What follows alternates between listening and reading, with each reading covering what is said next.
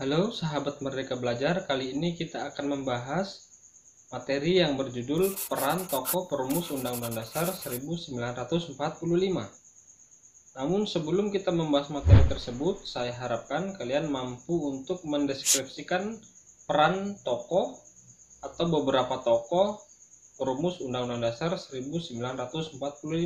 Kemudian yang kedua, saya harapkan kalian mampu untuk mengidentifikasi nilai kesejarahan perumus dan pengesahan Undang-Undang Dasar 1945.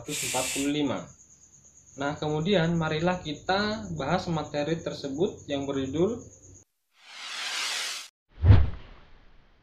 Peran Tokoh Perumus Undang-Undang Dasar 1945.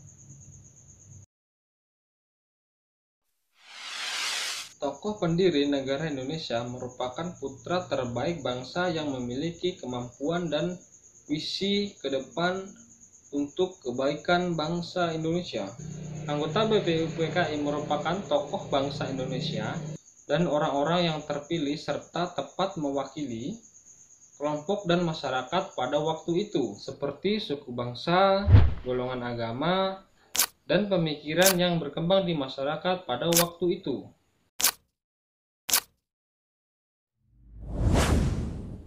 Ada dua paham utama yang dimiliki pendiri negara dalam sidang BPUPKI, yaitu nasionalisme dan agama. Pendiri negara yang didasarkan pada pemikiran nasionalisme menginginkan negara Indonesia yang akan dibentuk merupakan negara nasionalis atau negara kebangsaan. Sedangkan golongan agama menginginkan didasarkan pada salah satu agama. Berbagai perbedaan di antara anggota BPUPKI dapat diatasi dengan sikap dan perilaku pendiri negara yang mengutamakan kepentingan bangsa dan negara di atas kepentingan pribadi dan golongan. BPUPKI mengadakan sidang dengan semangat kebersamaan. Insinyur Soekarno dalam sidang BPUPKI tanggal 1 Juni 1945 menyatakan, "Kita hendak mendirikan negara Indonesia yang bisa semua harus melakukannya, semua buat semua." Dari pendapat Insinyur Soekarno tersebut jelas terlihat bahwa para pendiri negara berperan sangat besar dalam mendirikan negara Indonesia. Lepas dari para pendiri negara Indonesia tersebut memiliki latar belakang agama dan suku yang berbeda. Sidang BPUPKI dapat terlaksana secara musyawarah dan mufakat.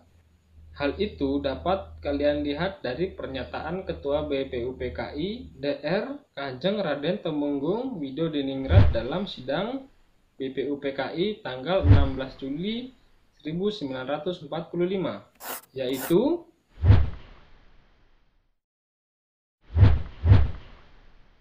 Jadi rancangan ini sudah diterima semuanya. Jadi saya ulangi lagi, Undang-Undang Dasar ini kita terima dengan sebulat-bulatnya.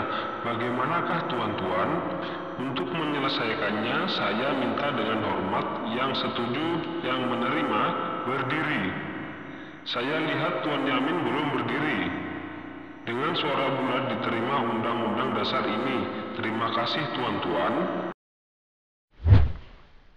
pernyataan dari Ketua BPUPKI dan seluruh tanggapan dari anggota sidang BPUPKI menunjukkan bahwa para pendiri negara telah mengutamakan kepentingan bangsa dan negara di atas kepentingan pribadi dan golongan.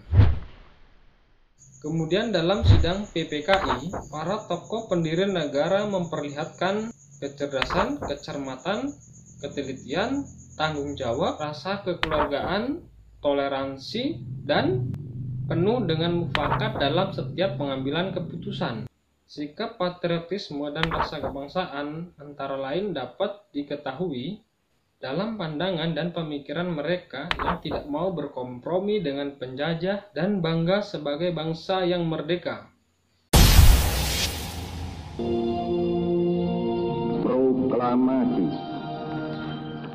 kami, bangsa Indonesia, dengan ini menyatakan kemerdekaan Indonesia. Hal-hal yang mengenai pemindahan kekuasaan dan lain-lain diselenggarakan dengan cara saksama dan dalam tempo yang sesingkat-singkatnya. Jakarta, 17 Agustus 1945, atas nama bangsa Indonesia, Soekarno-Hatta. Nah, demikianlah tadi pembahasan tentang peran tokoh perumus Undang-Undang Dasar 1945. Saya harapkan kalian bisa mengambil poin-poin penting yang muncul dalam proses pembelajaran yang sudah kita bahas bersama. Demikianlah pertemuan kita kali ini. Saya akhiri, wabillahi taufiq wal hidayah. Assalamualaikum warahmatullahi wabarakatuh.